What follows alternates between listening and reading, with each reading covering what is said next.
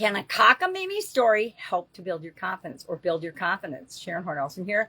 Welcome to day 2070 of What You Up To Now, documenting the journey originally as I spill coffee on my lap, as I originally transitioned from the brick and mortar corporate world of business to the online world of business. I spent over a quarter century in corporate America while simultaneously building, growing, and supersizing different businesses, buying, selling, being involved in different industries. And then following my divorce in 2015, 2016, we finally sold all of our businesses that we had together. And I was like, okay, what am I going to do now? It was the end of 2016. So I traveled around with my daughter and my mother-in-law, my ex-mother-in-law, who I adored. She passed away this year.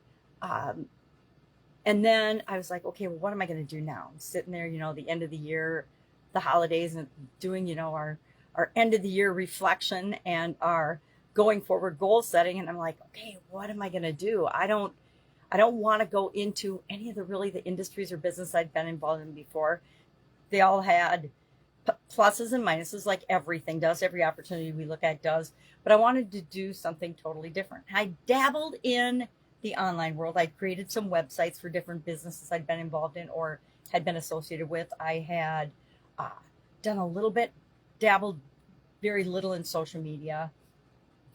And I was looking for something new. I was looking for something different and for a change. So I tested out a couple different industries, but I really decided that early 2017, I think it was February, I was going to jump in online. And I, through Jim Edwards, found out about Russell Brunson, who I followed for, and I hate to admit this, but I'd followed him for a long time, but I wasn't particularly impressed. Sorry, Russell.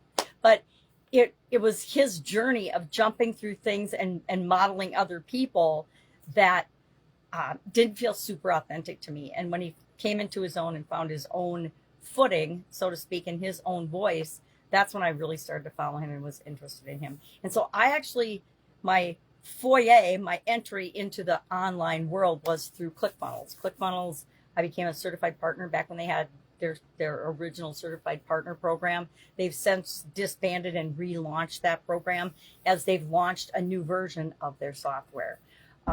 And so that was my introduction. And like so many, when I started online, that was the first thing I did. I became certified in that and then started to get sucked in and going down all these different rabbit holes and trails that I really didn't need to do in order to do what I wanted to do with the knowledge that I had acquired already online.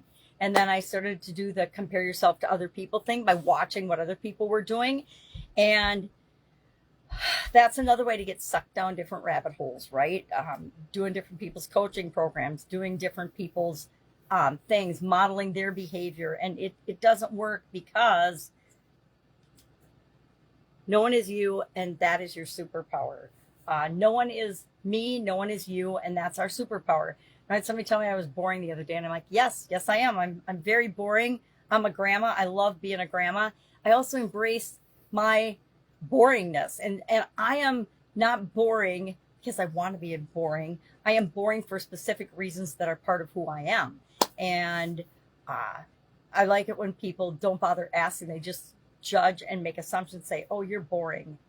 And don't say anything else, and then don't reply back. They just put a comment, hey, you're boring on social media.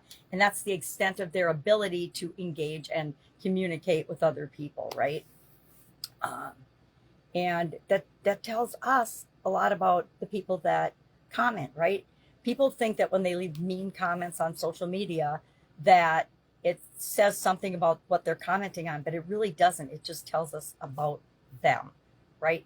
And I'm guilty of that. Sometimes I leave snide comments, not too much anymore, but I will admit I do get sucked into the Twitter political crap that just makes me crazy. And who even knows if it's true, right?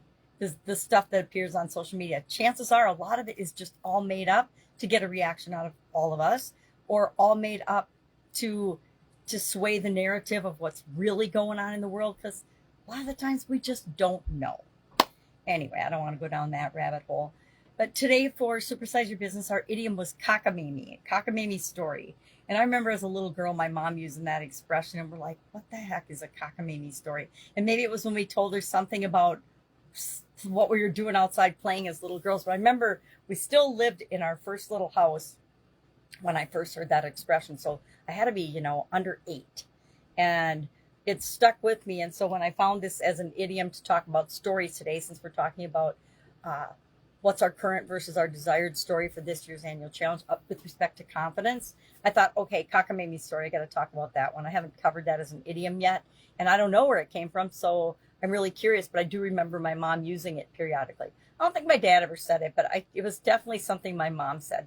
But my mom was also a very good linguist, and she still is. She writes poems. She used to write poems for everybody's birthday, everybody's funeral, everybody's different celebrations, graduations, and things. And she still thought she's very poetic. She never pursued it as a career or anything, but she's an excellent writer. Whenever we needed help with papers, when my dad needed somebody to review and preview and listen to his speeches, she always did that. So should have been an English teacher instead of a town chairman, I guess.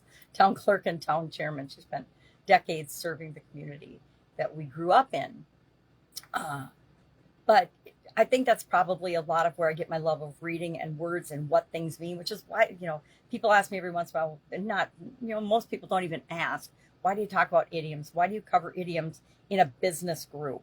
Because one of the secrets that, I don't know that leaders actually know that, but leaders are people that have more access to a bigger range of, and this isn't always true, but often true, and they've done scientific studies and stuff, a bigger range of emotions and feelings and decisions and choices. And so they have more options available to them because they let themselves have more options available to them. And that comes from having a better vocabulary, having more words and the understanding of what the words mean to them to choose from than other people. And that's something that every one of us can do, right? All of us can learn more words and what they mean. We can read in the dictionary what they mean, and then we can say, well, how does that make me feel? And what does that actually mean to me? If I say green, what does green actually mean to you versus what it means to me? I might think of green as this kind of a color green, and you might think of it as, let me see if I can find this kind of a green, right? They're both green, but they're different shades of green. And if this is your definition of green, I'm trying to use something really simple, and this is my definition of green, are we always in agreement and alignment? Not necessarily. And that's why it's important to have conversations and talk and communicate and tell stories, whether they're cockamamie or not, is up to you. But I do believe that we create and make up all the stories we tell about ourselves anyway. And a lot of them are cockamamie, meaning they're ridiculous. If we were to say them out loud, if we were to actually say out loud some of the things that we say to ourselves in our head, we'd probably slap ourselves, right? If we were to say those things to any other person on the planet, would you say the things you say to yourself? And this is a good litmus test. Would you say the things that you say to yourself in your head to somebody you love and care about? Your kids, your grandchildren, your best friend, an acquaintance at work, somebody you respect and admire and look up to, your hero? Would you say that same thing to them? And if you wouldn't, then chances are you ought not be saying that to yourself, because you're just telling yourself a cockamamie story that's undermining yourself, your credibility, your confidence, etc. All right, that's enough on this roundabout topic today. If I can help you in any way, hit me up. Otherwise, I'll be with you tomorrow. It's Sunday, so I'm planning this week out, also hanging out with my granddaughters so that their parents can go skateboarding at an indoor skate park. And since it's thunderstorming and raining out, perfect morning to do that. All right, have a great day, and I'll, of course, be with you tomorrow. Bye. Hit me up if you have any questions.